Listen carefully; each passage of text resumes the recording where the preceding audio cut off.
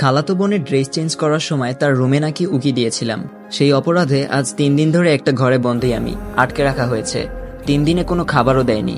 মেঘলা আমাদের বাসায় থাকে, তাই ব্যাপারটা পরিবারের মধ্যেই আছে। বাইরে ছড়ালে মেয়েটার বদনাম হতো, কিন্তু আমি এসব কিছুই করিনি। মেঘলা আব্বুর কাছে বিচার দিল, আর আব্বুও তার কথা বিশ্বাস করে নিল। আমার কথা কেউ শুনলই না, উল্টো আব্বু স্টিলের লাঠি দিয়ে মারলো আমাকে। আম্মুও কিছু বলল না, তবে ওনার চোখেও ঘৃণা। মাও বিশ্বাস করে নিয়েছে আমি এই কাজটা করেছি। ছাদের অন্ধকার ঘরটাতে হাত বেঁধে দরজা তালা লাগিয়ে রাখা হয়েছে আমাকে। 3 দিন ধরে না খেয়ে থাকায় শরীরটা ভেঙে পড়েছে, মাথা ব্যথা আর গ্যাস্ট্রিক তো আছেই। মেঘলার কথা মনে পড়তেই লজ্জা লাগতেছে। মেয়েটা সামান্য একটা ভুলের জন্য এত বড় মিথ্যে বলল আব্বুর কাছে। আমি পাগল হয়ে গেছি প্রায়। ড্রাগ নেই না 3 দিন হলো। আপনারা ভাবছেন আমার আব্বু আম্মুই বা কেমন? তারা এরকম ছিলেন না, কিন্তু তারাও বাধ্য হয়েছেন এমন হতে। 2 বছর আগে ইন্টার পরীক্ষায় ফেল করার পর থেকে তারা এমন হয়ে গেছেন। অবশ্য ফেল করার কারণ ছিল নুসরাত। বুঝতেই তো পারছেন কেন। সে চলে যাওয়ার পর নিজেকে ধরে রাখতে পারিনি আমি। এতটাই আসক্ত ছিলাম যে তাকে ভুলতে আমার ড্রাগ নেওয়ার প্রয়োজন হলো। তারপর থেকে আব্বু আম্মু কেউ আমাকে আগের মতো ভালোবাসে না। আর মেঘলার সাথে তো কখনোই পড়ে না আমার। কোনো একটা ভুল পেলেই সে আমাকে শাস্তি দিয়েই যাবে। ছোটখাটো থেকে হলেও এবারের শাস্তিটা একটু বেশি হয়ে গেছে। আব্বু যখন আমাকে মারছিল তখনই তার দিকে তাকাইছিলাম।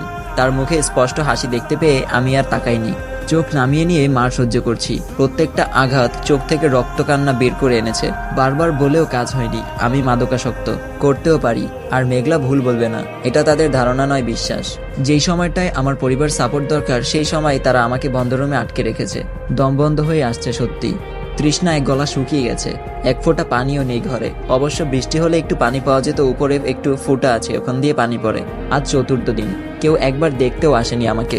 বাড়ির কুকুরটা 2 দিন না দেখলে তারও খোঁজ নেয়। আর আমি তো আস্ত একটা মানুষ, যদিও তারা আর এখন আমাকে মানুষ ভাবে না, তাই হয়তো। এইভাবে কয়টা দিন কেটেছে জানি না, কারণ যখন আমার জ্ঞান ফিরল তখন দেখি আমি নিজের রুমে শুয়ে আছি। প্রচন্ড ক্লান্ত লাগছে, নিজের শরীরটাই আলগাতে পারছি না। শরীরের প্রতিটা অংশ ব্যথায় জর্জরিত। কিছুক্ষণ পর দেখলাম মেঘলা আমার রুমে এলো। আমার চোখ খোলা দেখে মেঘলা ব্যঙ্গ করে হাসলো। মেঘলা বলল, কি রে, বেঁচে আছিস? আমরা তো মনে করেছিলাম মরে গেছিস। মেঘলার কথাটা শুনেই চোখ বেয়ে পানি পড়তে লাগলো। এ বাড়ির মানুষজন আমায় এতটা ঘৃণা করে। কোনো পশু যদি অসুস্থ হয় তাকেও তো ডাক্তার দেখানো হয়, আর আমাকে হয়তো তারা মৃত্যুই কামনা করেছিল আমার।